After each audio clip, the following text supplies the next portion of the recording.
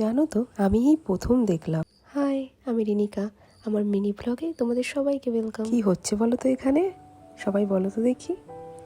আরে দাঁড়াও দাঁড়াও, আমিই বলছি। এটা হচ্ছে ধান রোপণ। দেখো কি সুন্দরভাবে হ্যান্ড ট্রাক্টর চালিয়ে মাঠটাকে প্রথমে আগে কাদা কাদা করে নেওয়া হচ্ছে। ধান রোপণ চাষের একটা গুরুত্বপূর্ণ পর্যায় হচ্ছে এই আষাঢ় মাস।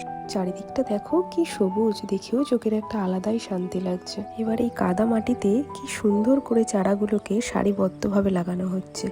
পরপর দেখো কি সুন্দর পরপর করে চারাগুলোকে এই কাদা মাটিতে গেঁথে দেওয়া হচ্ছে। আচ্ছা বলো তো সবাই, এটা কি ধানের চারা রোপণ করা হচ্ছে?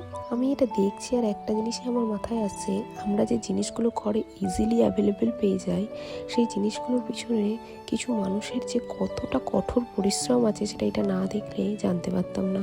আজ তোমাদের সাথে সাথে আমিও এই নতুন জিনিসটার এক্সপিরিয়েন্স করলাম। যদি ভালো লাগে একটা লাইক, কমেন্ট এবং শেয়ার করে দিও। টাটা।